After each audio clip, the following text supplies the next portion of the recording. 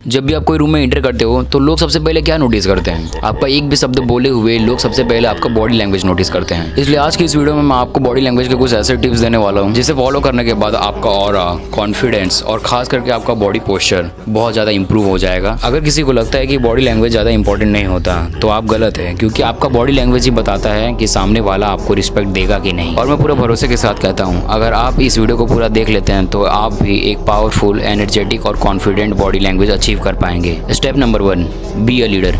इस स्टेप को समझाने से पहले मैं आपको एक वीडियो क्लिप दिखाने वाला हूँ जिससे आप इसे अच्छे से समझ पाएंगे।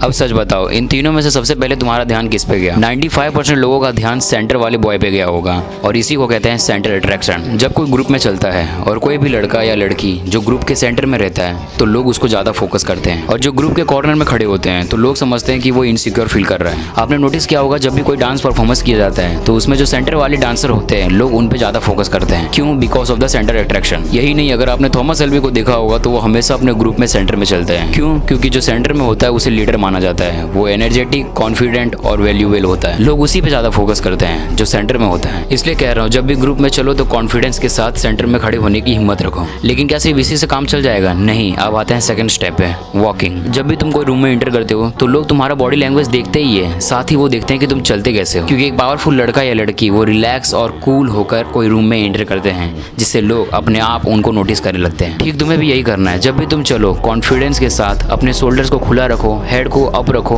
और एकदम आई कांटेक्ट के साथ सभी को देखो। क्योंकि लोगों के सामने तुम्हारा फर्स्ट इंप्रेशन कैसा होगा ये तुम्हारे चलने के स्टाइल से ही पता चलता है, और ये दोबारा मौका नहीं मिलेगा। इसलिए जब चलो तब अपने बॉडी में दम रखो, क्योंकि वीक लोग हमेशा झुक कर चलते हैं, लेकिन जो पावरफुल होता है वो कॉन्फिडेंस के साथ चलता है। और अब इसी से रिलेटेड अब आते हैं थर्ड स्टेप पे, तुम्हारा वॉकिंग स्पीड। देखो, तुमने कई सारे वीडियोस में देखा होगा कि धीरे चलना तुम्हारे कॉन्फिडेंस को दिखाता है, लेकिन ऐसा बिल्कुल नहीं है। एक बात समझ लो, जो ज़्यादा तेज चलते हैं तो लोग समझते हैं कि इनको बहुत घाई है, लेकिन जो ज़्यादा स्लो चलते हैं तो लोग समझते हैं कि ये डिप्रेस्ड है, इनको कुछ काम नहीं है। इसलिए तुम्हें इन दोनों में से कुछ नहीं करना है, तुम्हें बल्कि मीडियम रेंज में रहना है। अगर तुम मीडियम रेंज में चलोगे तो लोग तुम्हें नोटिस भी करेंगे और तुम्हारे चलने का स्पीड भी मैनेज रहेगा। Fourth step, open hands. बहुत से लोग चलते टाइम अपने हाथों को जकड़ लेते हैं, कोई पैकेट में डाल देता है तो कोई अपने आप को इनसिक्योर फील कराता है। तुम्हें ऐसा बिल्कुल नहीं करना है, क्योंकि जो लोग इस स्टाइल से चलते हैं उसे लोग डरा हुआ समझते हैं, लेकिन यहीं पर एक लीडर अपने हाथों को कंट्रोल में रखता है। वो जब भी चलता है अपने हैंड्स मूव को कंट्रोल और पावरफुल रखता है। इससे ये पता चलता है कि तुम एक प्योर एटीट्यूड में चल रहे हो और अपने हैंड्स को, अपने बॉडी को कंट्रोल में रखते हो। अब आते हैं नेक्स्ट स्टेप पे, सिटिंग पोस्चर। क्लासरूम, कॉलेज में या किसी फंक्शन में, तो वहाँ पे आपको कैसे बैठना है चलो बताता हूँ, जिससे आप डोमिनेट कर सको।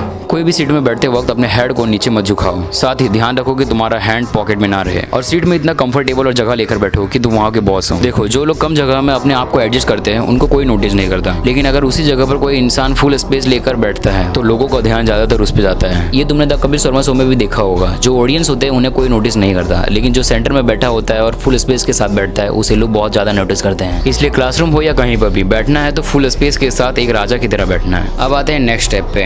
अभी तक हमने बैठने का स्टाइल, चलने का स्टाइल और बॉडी पोस्चर सब समझ लिया, लेकिन अभी जो नेक्स्ट स्टेप बताने वाला हूँ वो इन सभी से भी ज़्यादा पावरफुल है, और वो है आपका हैंड मूवमेंट। देखो, जब कोई इंसान किसी बात को बताता है और उसके हैंड मूव नहीं होते तो उसकी बात बेकार लगती है, साथ में वो नर्वस लगता है, उसमें कॉन्फिडेंस नहीं दिखता है। लेकिन उसी की जगह पे अगर कोई इंसान ऐसा है जो अपने हैंड मूव को कंट्रोल के साथ मूव करता है तो उसकी बातों पे वजन, साथ में उसमें कॉन्फिडेंस दिखता है। ठीक तुम्हें भी यही करना है। जब भी तुम किसी के सामने अपने बात को रखते हो या फिर किसी से भी बात करते हो तो नॉर्मली अपने हैंड को स्लोली मूव करो, इससे तुम्हें कॉन्फिडेंस और तुम्हारे बोलने का स्टाइल बहुत अच्छा लगता है। इन सभी स्टेप्स को तुम अच्छे से नोट डाउन करके फॉलो करो, रिजल्ट तुम अपने आप देखोगे। तो अभी के लिए मैं इस वीडियो को यहाँ पे खत्म करता हूँ, बाकी ऐसी और भी वीडियोस आने वाली है, इसलिए चैनल को सब्सक्राइब करना और बेल आइकन पे प्रेस करना ताकि नोटिफिकेशन आपको आ जाए। चलो फिर मिलते हैं एक और मास्टरपीस वीडियो में, तब तक के लिए अपना ख्याल रखें।